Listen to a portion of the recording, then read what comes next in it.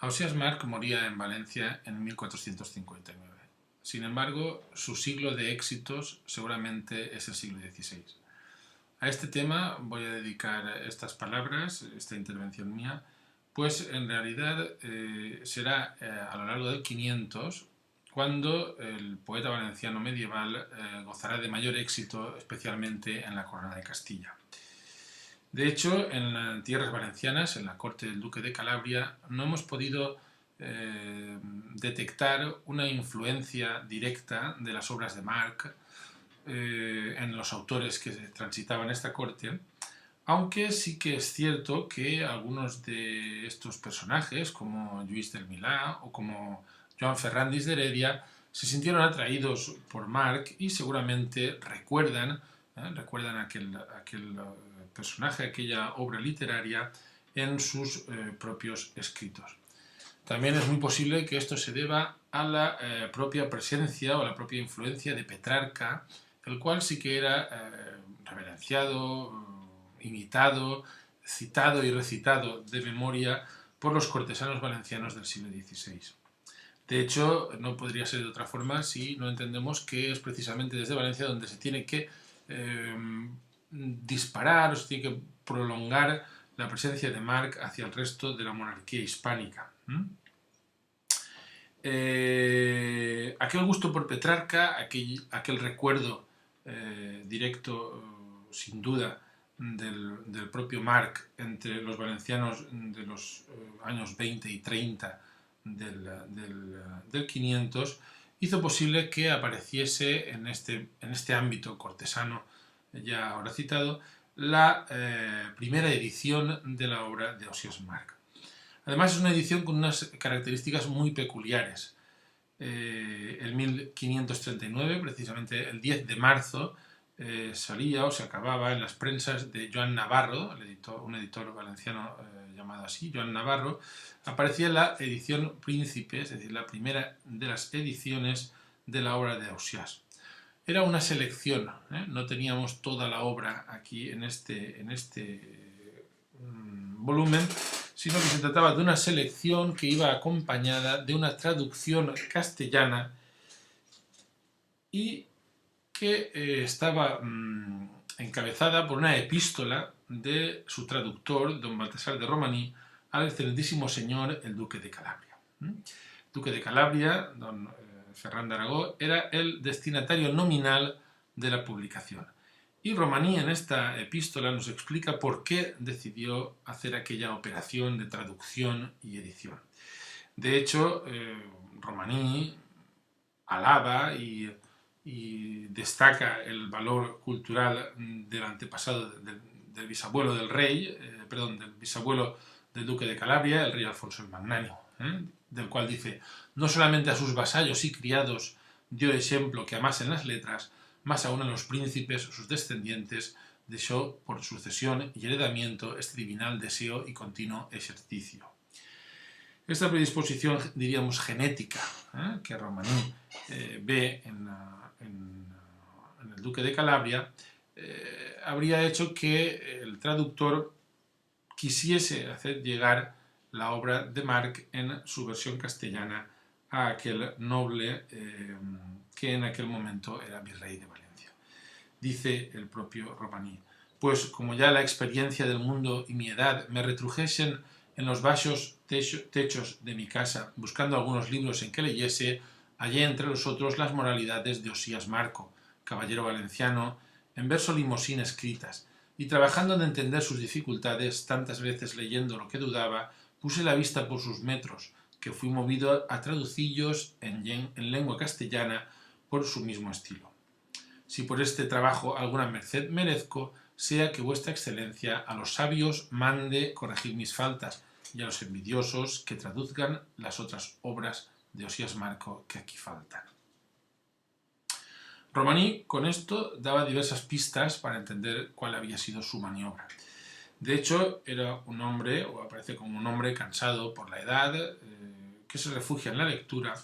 que tiene en casa una biblioteca o algunos libros, y entre estos está la obra de March. Las dudas que le suscita el entender la obra de Marc hacen que en algún momento se plantee la traducción, la interpretación desde otra lengua de los propios versos del poeta medieval. De hecho, Romaní, Baltasar de Romaní, con ello pretendía acercar Marc al virrey y también indicaba, o parece indicar, que si alguna merced merezco, como dice en la epístola, pues suponemos que esperaba algún tipo de favor del propio virrey. Amadeu Pagès, el erudito del siglo XIX, demasiado precipitadamente y tal vez influenciado por una situación común en su época, pensó que en Valencia ya no se entendía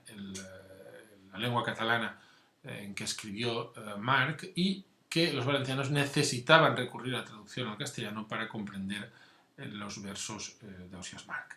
Esto no es así, no podemos en ningún momento rubricar o abundar o apoyar esta opinión de Pagès porque sería del todo absurdo, es decir, como en 1538 Pere Antoni Beuter, cronista valenciano, publica la primera part de la història de València en catalán, la da a las prensas y aparece,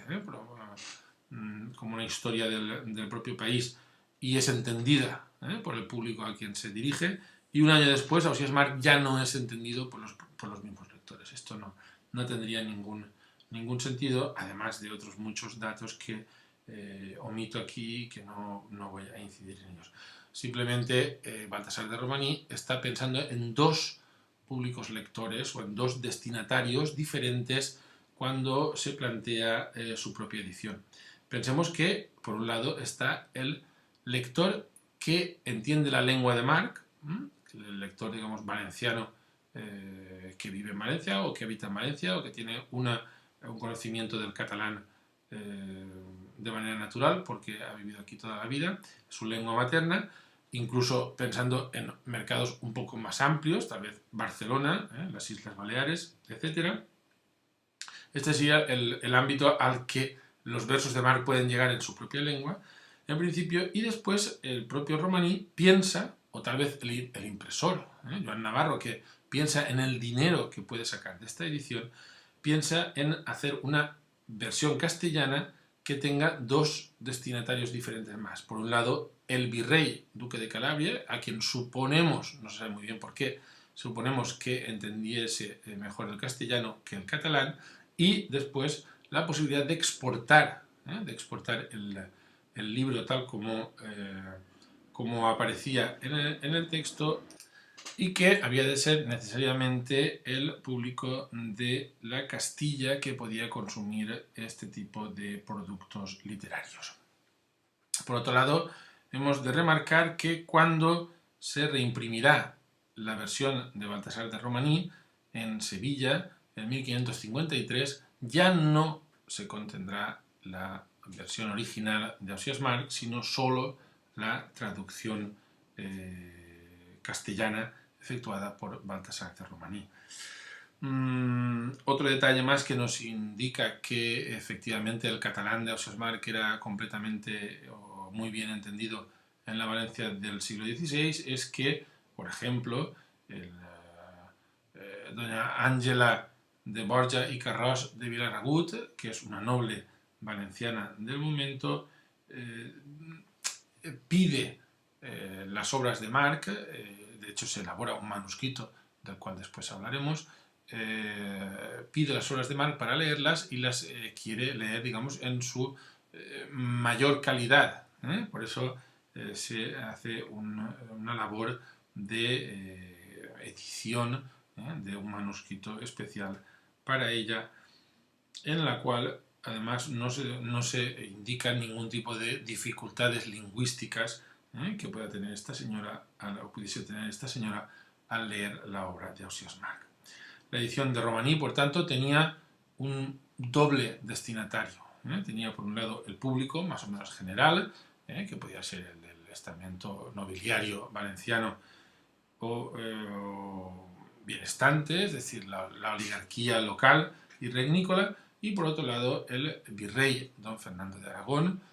y su corte, y en algún caso, en otros casos, perdón, la exportación hacia Castilla. Baltasar de Romaní, además, hemos pasado de no saber nada prácticamente de él a conocer su extracción social. Era hijo del de un virrey de Cerdeña y tuvo numerosos problemas con sus familiares por el señorío de Beniparrey, un pequeño señorío en la Huerta de Valencia, cuyos pormenores ahora no interesan. Pero sí que conviene destacar que seguramente estos problemas familiares impulsaron a Romaní a dedicar aquel trabajo de traducción al duque de Calabria, esperando obtener favores cuando tuviese problemas con la justicia, como de hecho estaba teniéndolos. Además, es posible que este Baltasar de Romaní sea el mismo comendador o comandador escribá que aparece en el Cancionero General de Hernando del Castillo, según las últimas aportaciones que ha realizado el estudioso Iván Parisi.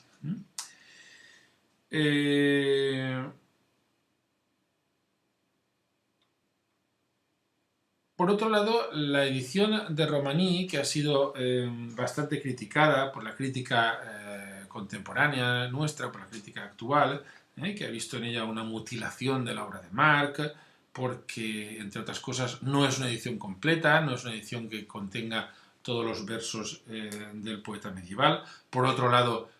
sabemos además, o aparecen las composiciones de Marc, aparecen mutiladas de la tornada, es decir,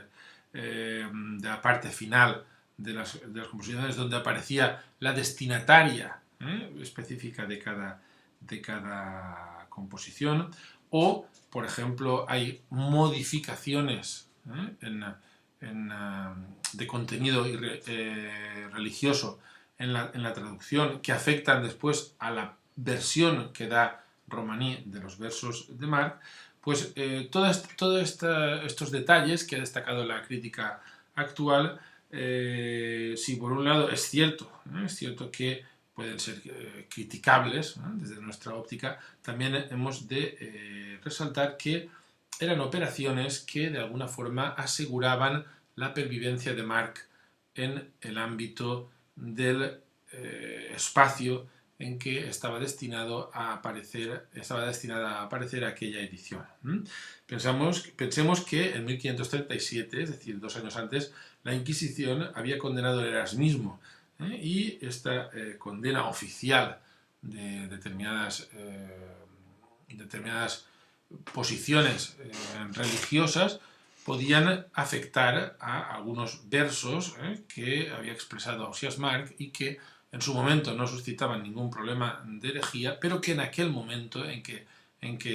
March era editado por primera vez en Valencia sí que podían influir para que la obra de March hubiese sido, por ejemplo, declarada herética, con lo cual hubiésemos perdido todo su rastro o muchísima parte de su rastro, hubiese podido ser condenada a la hoguera o incluso haber hecho desaparecer todos sus manuscritos, etc. Por tanto, desde nuestro punto de vista, Baltasar de Romaní lo que hace es intentar poner al día, lo que intenta es salvar la obra de March teniendo en cuenta las circunstancias concretas del mundo en que iba a aparecer aquella edición que él preparaba. Por esto mismo creemos que tuvo una buena acogida.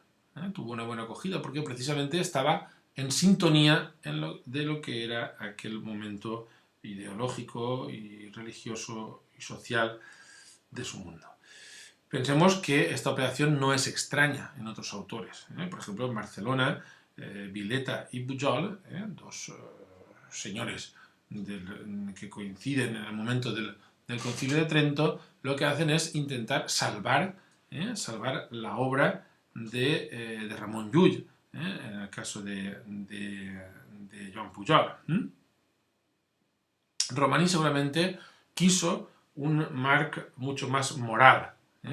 quiso un Marc mucho más filósofo que no poeta del amor.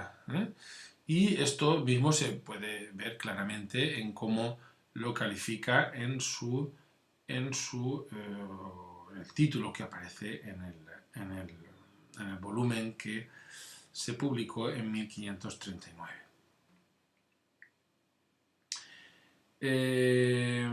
Por otro lado, conviene destacar que Martí de Riquer ya señaló cómo Romaní hizo una especie de prueba en la cuestión poética, en la cuestión de la métrica. Dice, si hubiese querido verter la obra, cito a Martí de Riquer, si hubiese querido verter la obra del poeta valenciano en la métrica tradicional castellana, solo tenía a su disposición, como metro apto, el verso de arte mayor, de Juan de Mena, el más parecido a los endecasílabos al estilo provenzal en que escribió Ausiàs March, como la inmensa mayoría de los poetas catalanes de su época. El metro corto, octosilábico, no reunía condiciones para la labor que se había impuesto Romaní, y exigía además unas condiciones de versificador que nunca poseyó. En el campo contrario, se le ofrecía el endecasílabo italiano, lleno de posibilidades y de recursos adecuadísimo para trasladar los conceptos de Ausiàs March, pero sobre el que pesaba en aquellos tiempos la nota de extranjería. Así, cuando Romaní concluye su tarea y escribe una composición titulada El intérprete al autor, emplea el viejo metro castellano de arte mayor. Baltasar de Romaní, por tanto, hizo una prueba versificatoria, una probatura versificatoria que no tuvo descendencia, pero que de alguna forma muestra la inquietud de ese ámbito poético que intentaba trasvasar la poesía de March a una cultura diferente, a una lengua diferente. El intento de Romaní, en cualquier caso, hemos de considerarlo como un avance importante, y debemos estimarlo y entenderlo en su contexto, no en nuestro contexto, sino en el que apareció y al que iba destinado. Pensemos que esta obra además llegó a los espacios para los cuales estaba pensada, llegó a estar en manos de la nobleza valenciana, como los propios duques de Calabria, o, por ejemplo, nos consta que don Joan de Borja, duque de Gandía, tuvo un ejemplar de esta edición en su biblioteca. Las obras de March, así acompañadas de la traducción castellana, tuvieron una posibilidad de mercado mucho más amplio, por tanto, traspasaron seguramente o saltaron fronteras respecto a las tierras catalanoparlantes de la Corona de Aragón y de alguna forma llegaron a otro ámbito que en aquel momento era la capital del mundo. Llegaron las obras de March o esta edición de Romaní llegó a ser reeditada en Sevilla, como ya hemos dicho, que era la verdadera capital comercial de las tierras ibéricas y que en aquel momento no solo sabemos, o no solo nos consta que estaba atenta a las novedades editoriales que se generaban en otros lados, sino que del ámbito valenciano destacaríamos como, por ejemplo, también en Sevilla en 1535 se había publicado, o se había reeditado, mejor dicho, el Cancionero General, editado en Valencia en 1511 por Hernando del Castillo, o como ha detectado el profesor Antoni Ferrando, en Sevilla, durante el siglo XVI, hay una clara influencia de los certámenes poéticos que se celebraban en la Corona de Aragón y especialmente en Valencia en el siglo XV, cómo llegan a ser copiados, imitados por los ámbitos literarios sevillanos que adoptan este tipo de certámenes religiosos, poéticos religiosos, para celebrar fiestas y celebraciones diversas a santos, vírgenes y cristos. Pensemos también que Sevilla en ese momento tiene la posibilidad del comercio con las Indias, el comercio con las Américas. Por tanto, la obra de Marc, editada en 1553 en Sevilla, como ya hemos dicho, seguramente llegó en castellano, ya sin la versión, obviamente sin la versión en catalán, llegó a cruzar el Atlántico y sería muy interesante detectar si hubo alguna influencia de Marc en autores, en poetas de tierras americanas del siglo XVI.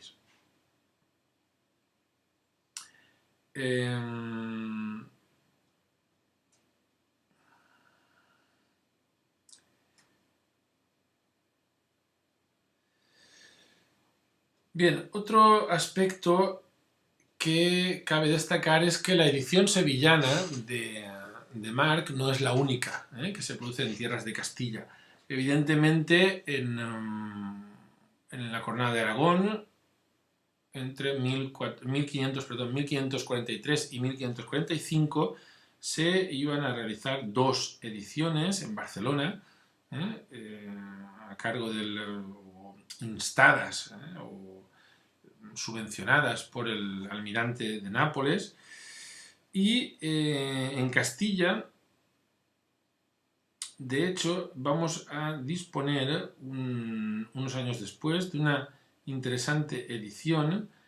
que es la que se realizará en Valladolid en 1555. Ahora bien,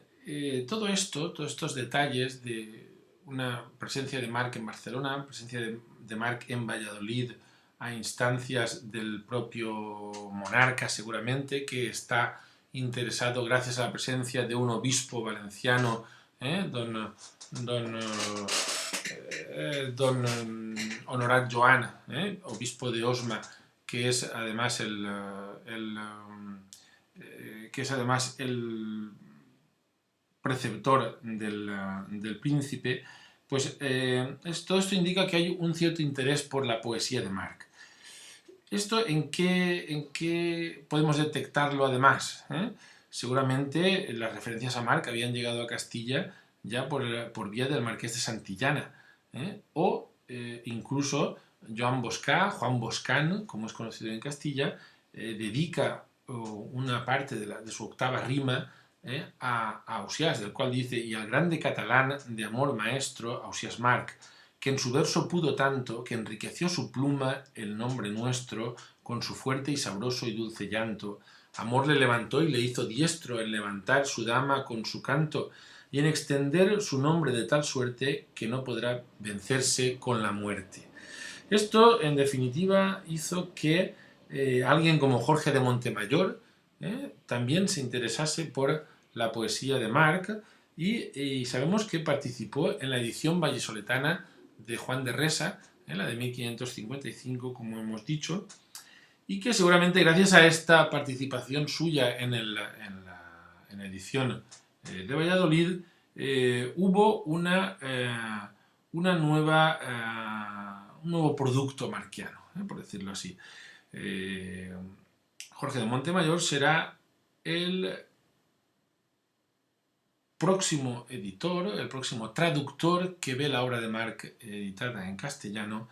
y de la cual también hace una selección, como ahora veremos.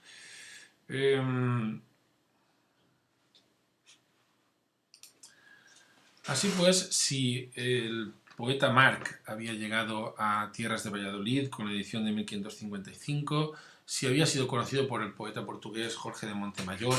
que publicaría su obra en Valencia en 1562, o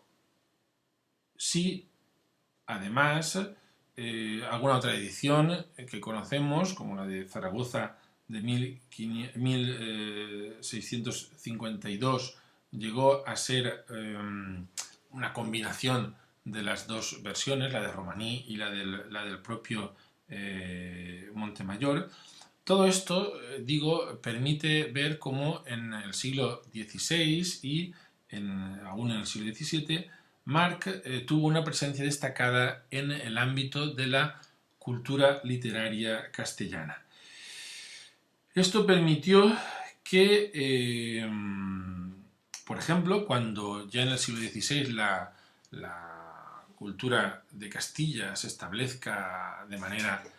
digamos, definitiva en Madrid, será en esta ciudad donde aparecerá una edición de la obra de Marc en castellano. De hecho, el 1568, en 1579, la edición de textos marquianos que se realiza en Madrid, va precedida de una breve vida, una biografía de Ausiàs Marc, realizada por Diego de Fuentes, y una especie de presentación a cargo del humanista Juan López de Hoyos, que fue maestro de Cervantes y catedrático del estudio de la Villa de Madrid, y los cuales suponemos que tenían un cierto predicamiento, tenían una cierta influencia sobre el mundo literario madrileño,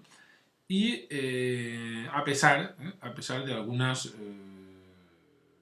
incorrecciones o errores que dejan en los textos que acompañan la poesía de Marc. Por ejemplo, López de Hoyos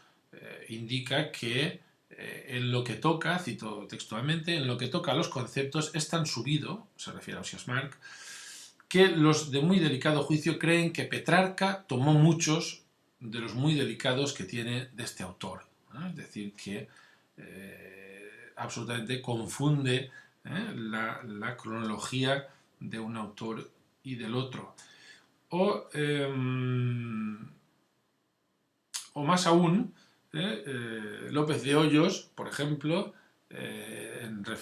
cuando se refiere a la lengua hablada en Valencia en el siglo XV, por tanto la lengua de Ausiàs Marc, dice: escribió en lengua lemosina, que es lengua entre catalana y valenciana, o por mejor decir, un mixto de catalana y algo de gallega y valenciana. Es decir, es una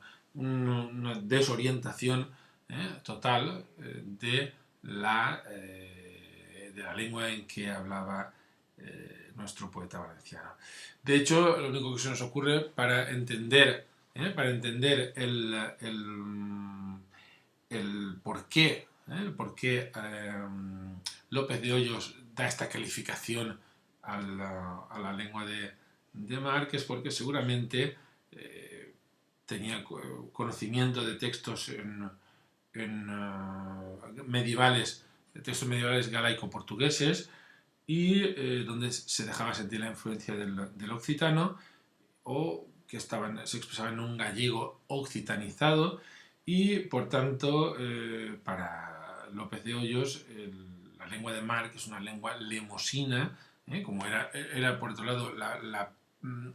denominación que se le daba ya en aquella época al catalán antiguo en la Corona de Aragón, y que él vincula a estas composiciones gallegas o galaico-portuguesas, y es por esto que deja ir aquella opinión totalmente disbaratada.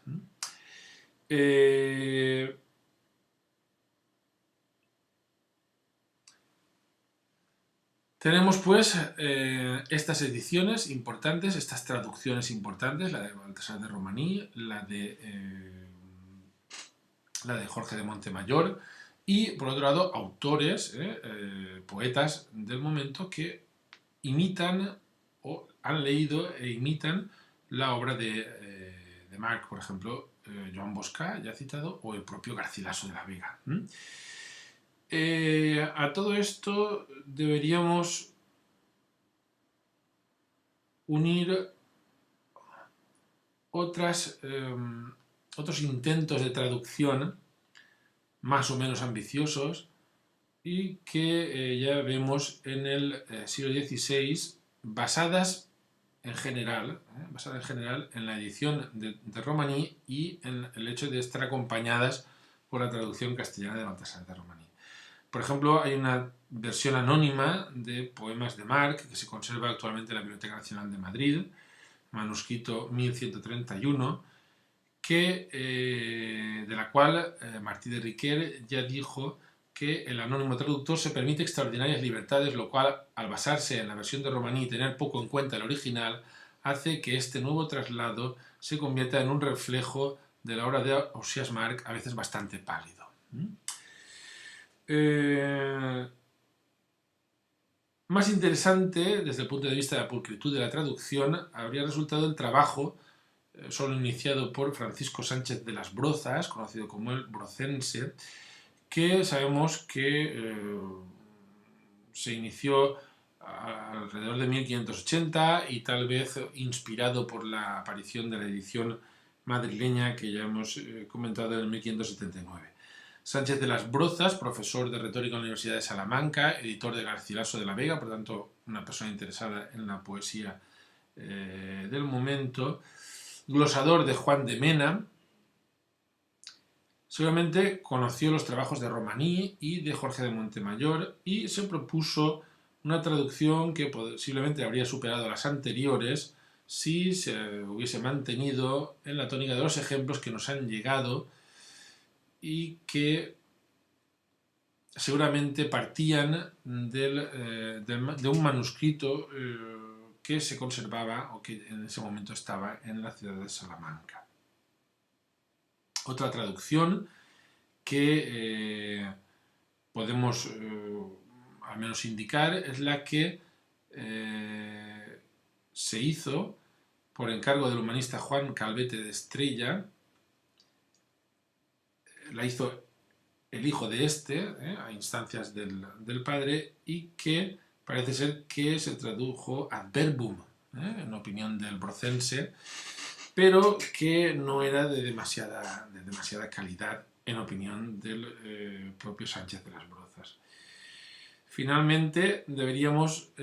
hablar en este mismo periodo de una traducción atribuida, o de una versión, mejor dicho, atribuida a Francisco de Quevedo, que se conserva manuscrita en los márgenes de una edición de Romaní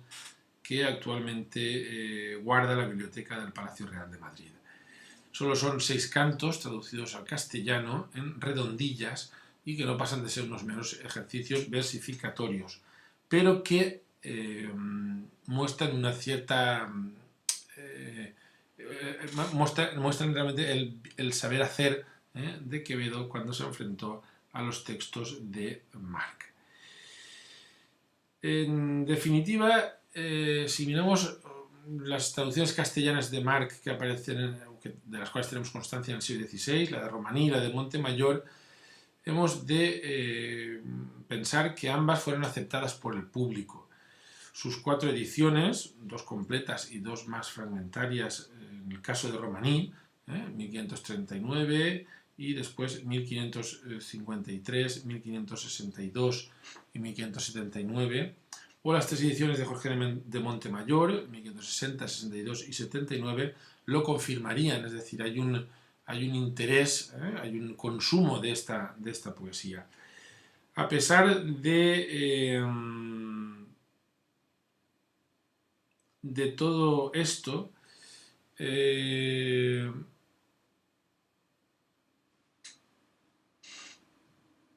hemos de comentar también, o al lado de todo esto, juntamente con esto, deberíamos comentar también la voluntad que hubo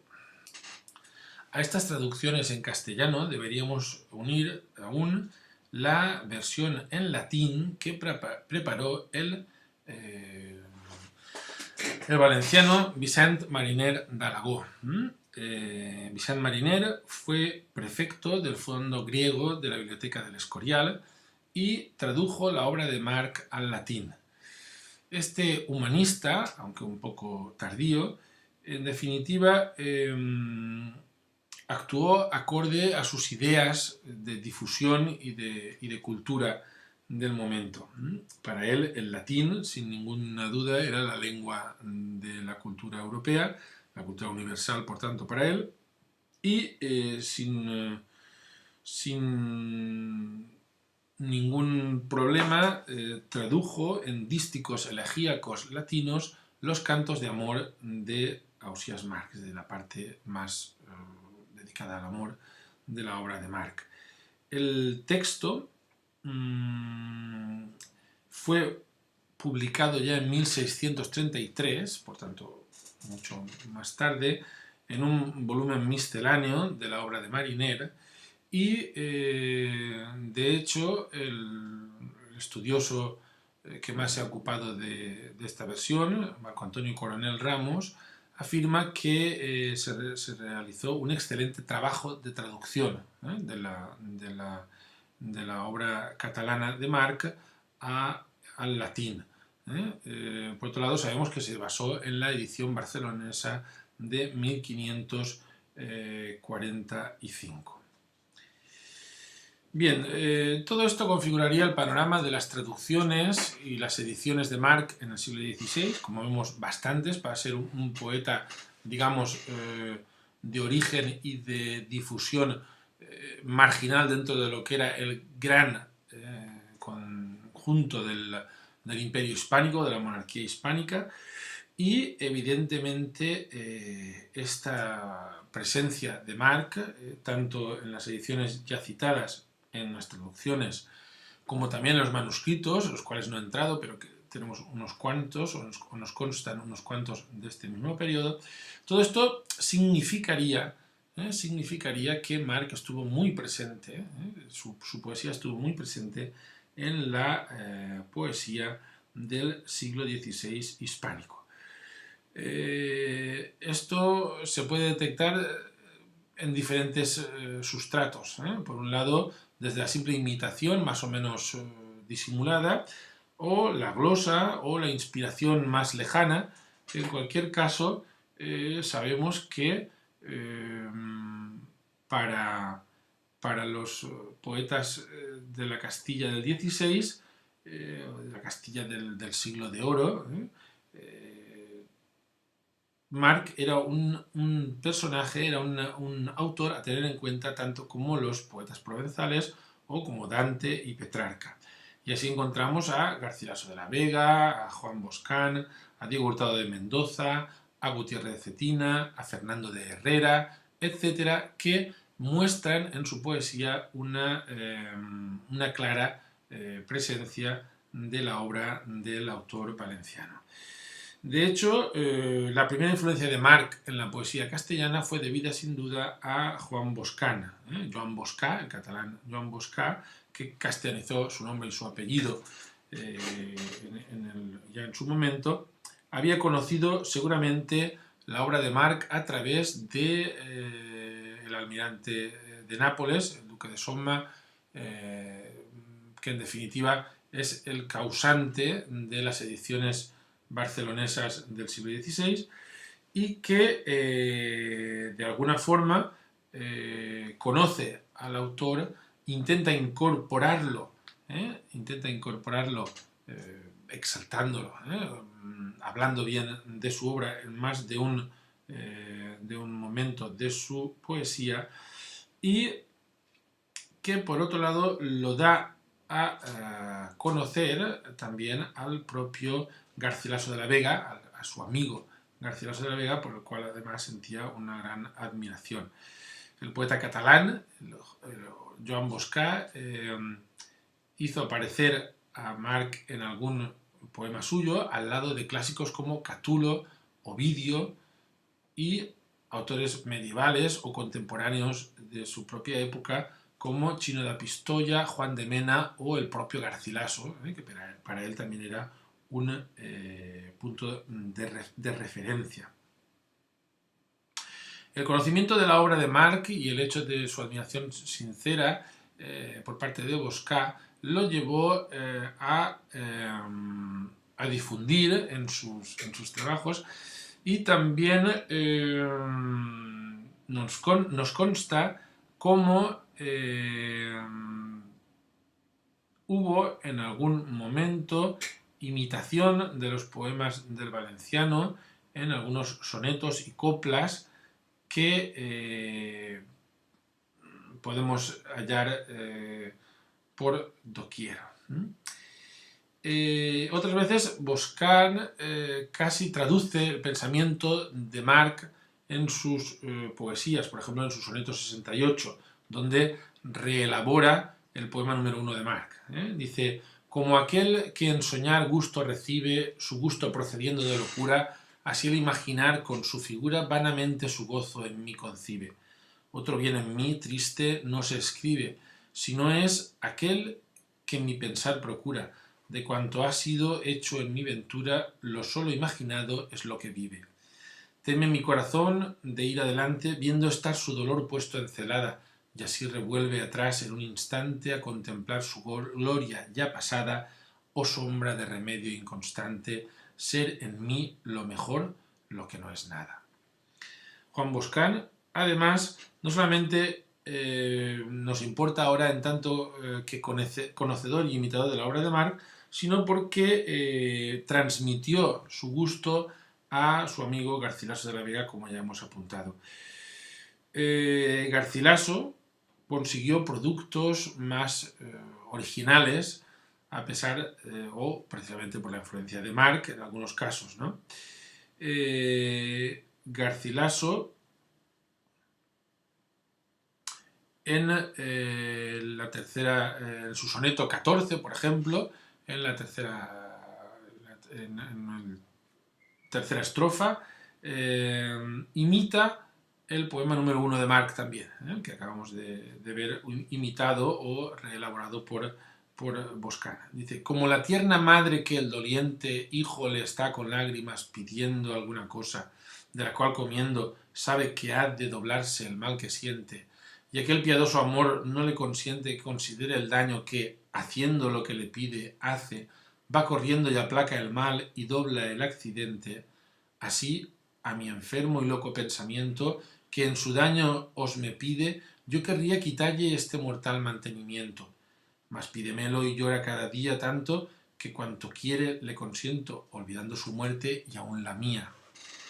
De alguna forma, Garcilaso de la Vega, al incorporar figuras, temas e ideas de Marc a su producción, se convertía en el mejor intermediario para que la voz poética del valenciano se escuchase en las tierras de Castilla, ya que Garcilaso será un autor de gran presencia, de gran influencia en los autores posteriores en la literatura castellana del siglo de oro, del llamado siglo de oro. A ellos, a estos dos, a Garcilaso y a Boscan, deberíamos unir aún el poeta granadino Diego Hurtado de Mendoza, que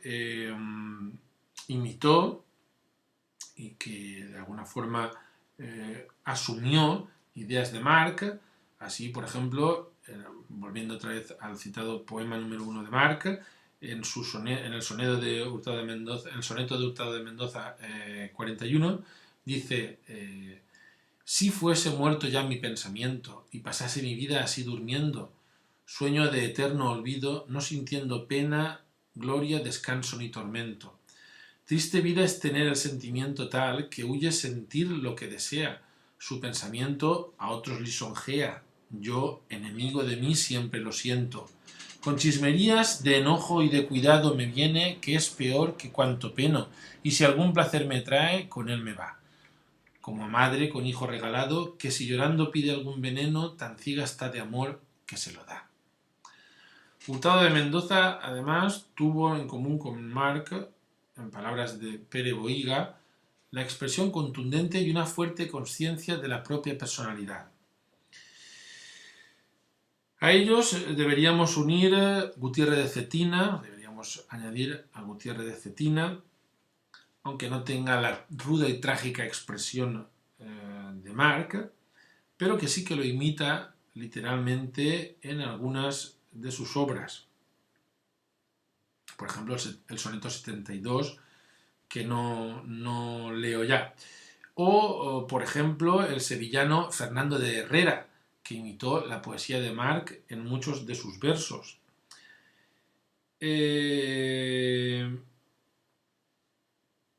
Y otros, tal vez no de una forma tan evidente, como Hernando de Acuña o Juan de Coloma. Bien, en definitiva, esta trayectoria nos sirve para ver cómo la sombra de Marc, su influencia, se prolonga a lo largo del siglo XVI, incluso las primeras décadas del siglo XVII, en la cultura hispánica, o más probablemente en la cultura castellana hispánica.